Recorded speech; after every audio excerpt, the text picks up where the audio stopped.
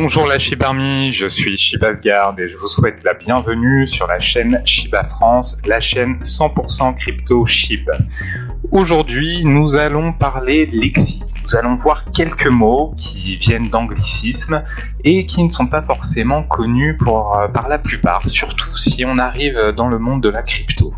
Donc on va les décrypter ensemble, on va en voir 3 aujourd'hui, mais avant de continuer et d'aller plus loin, je vous demanderai de bien vouloir vous abonner à ma chaîne et de mettre un pouce bleu pour m'apporter votre soutien et m'aider à développer cette chaîne pour que la Shiba Army française se développe au maximum.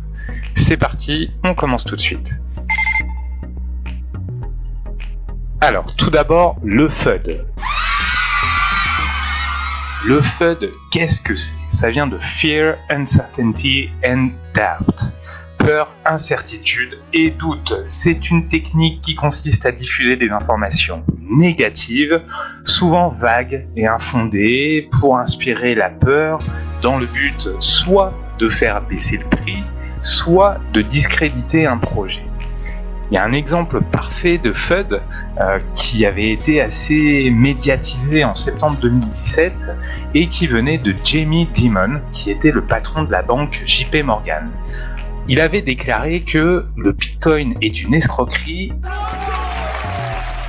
et il finira par imploser. Évidemment, ça a été repris des centaines, voire des milliers de fois dans tous les médias, donc le FUD était réussi pour Jamie Dimon. Mais quelques semaines plus tard, en début 2018, il a déclaré qu'il regrettait ses propos, estimant même que les banques centrales pourraient créer leur propre monnaie. Ce qu'il faut savoir donc, c'est que selon moi, il y a plusieurs types de FUDeurs. Le premier, c'est celui qui est convaincu d'avoir raison, et celui-ci, on le fera jamais changer d'avis. Il s'est renseigné, il a regardé partout sur internet, il s'est fait un avis grâce à l'avis des autres, et finalement n'a pas cherché à réfléchir par lui-même, mais répand toutes ces informations qu'il a acquis, digérées, qu'il pense même avoir compris, de façon brute et méchante.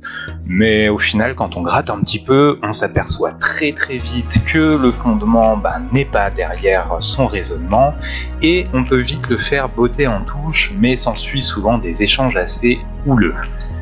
Le deuxième type de FUDeur, c'est le rageux. C'est celui qui a revendu trop tôt à cause d'autres FUDeurs, qui a perdu son argent et qui s'en veut d'avoir été aussi idiot. Il va donc essayer de persuader les autres de faire comme lui, ou alors, peut-être, on peut penser qu'il essaie de se persuader lui-même qu'il avait raison de le faire. Et enfin, le troisième FUDeur, c'est celui qui FUD, mais qui en vérité, il hold, pour essayer de créer un mouvement de masse et faire chuter les prix pour pouvoir lui-même en racheter plus à prix bas. Donc pourquoi faire ça? Tout simplement puisque en répandant son FUD, il va essayer de créer un mouvement de revente des actifs crypto-monnaies pour que le prix chute de manière à ce que lui-même puisse en réalité en acheter davantage. On est là sur le FUDeur hypocrite par excellence. Un autre terme donc très connu du monde des crypto-monnaies, qu'on voit de plus en plus d'ailleurs se répandre, c'est HODL. H-O-D-L. Alors, pour la petite histoire, il faut savoir que son origine remonte à une faute de frappe, puisque à la base, l'idée étant de hold, donc de garder en anglais sa crypto-monnaie en espérant que le prix finisse par remonter ou continue à monter. Et donc pour cette faute de frappe, il faut remonter au 18 décembre 2013 sur un forum très populaire à l'époque, où un utilisateur lambda qui s'appelait GameCube a posté un message en majuscule écrivant donc I am holding. Il aurait dû évidemment écrire I am holding. Donc ce post, qui aurait pu être noyé finalement parmi les milliers d'autres posts, a été repris par la communauté crypto qui ont apprécié finalement cette faute de frappe, puisque derrière l'acronyme HODL, enfin la faute de frappe HODL au lieu de HOLD, ils ont réussi à trouver un petit acronyme sympa qui signifie Hold on for dear life. Tout simplement, ça signifierait, si on devait le traduire littéralement, tenez bon jusqu'à ce que ça aille mieux ou tenez bon comme à votre propre vie. Voilà l'origine du HODL. Enfin, on va regarder le terme FOMO. Donc ça fait partie des termes qu'on va trouver un petit peu partout aussi dans la cryptosphère. Donc c'est encore un acronyme, et cet acronyme signifie Fear of Missing Out. Donc c'est la peur de rater quelque chose, tout simplement. Donc ça, c'est un terme qui n'est pas propre qu'à la cryptosphère, puisqu'on peut le retrouver aussi dans le domaine des nouvelles technologies, sur les réseaux sociaux, dans tout finalement ces marchés qui peuvent créer un sentiment qu'on va manquer d'un produit, notamment sur tout ce qui est édition ultra limitée. Donc la personne qui est atteinte de FOMO va angoisser, va stresser sur le fait qu'elle est peut-être en train de rater quelque chose d'important. Donc la peur de manquer de cette crypto, en l'occurrence, va concerner l'achat d'une crypto-monnaie. Donc c'est plutôt classique, c'est quelque chose de très répandu, notamment quand il y a une grosse hype autour d'une crypto-monnaie. On rencontre souvent des personnes qui vont se dire mince, je peux pas rater cette occasion, il faut absolument que j'en achète, je dois en acheter absolument et très très rapidement, sinon je vais rater l'occasion de ma vie de gagner beaucoup d'argent. Donc la personne se précipite pour en acheter. On a tous eu à un moment donné, je pense, une attitude un petit peu FOMO, quel que soit le crypto-projet dans lequel on a pu se lancer.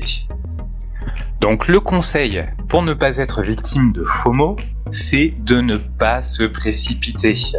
Il faut prendre ses décisions de manière réfléchie et ne pas les prendre à la hâte. On a raté l'envolée du Bitcoin, on a raté l'envolée du Dogecoin, ou de bien d'autres projets encore. Ce n'est pas grave, c'est le cas de 99% des gens. Et ce n'est pas parce qu'on a raté finalement cette envolée-là qu'il n'y en aura pas d'autres.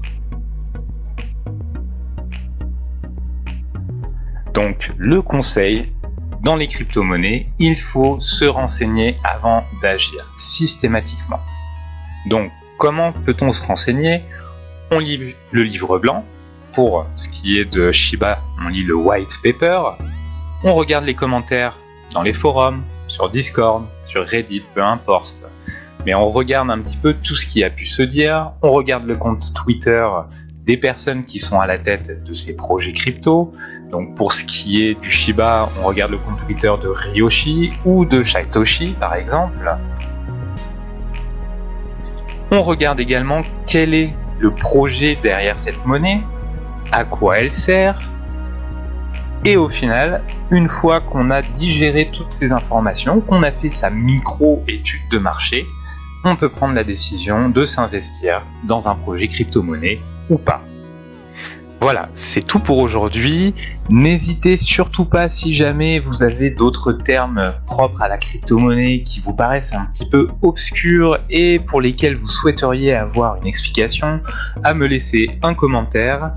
Et je ferai probablement une autre vidéo lexique, peut-être un peu plus technique la prochaine fois, pour expliquer certains termes propres à la crypto-monnaie. La Shiba Army française, je vous dis à très bientôt sur la chaîne Shiba France.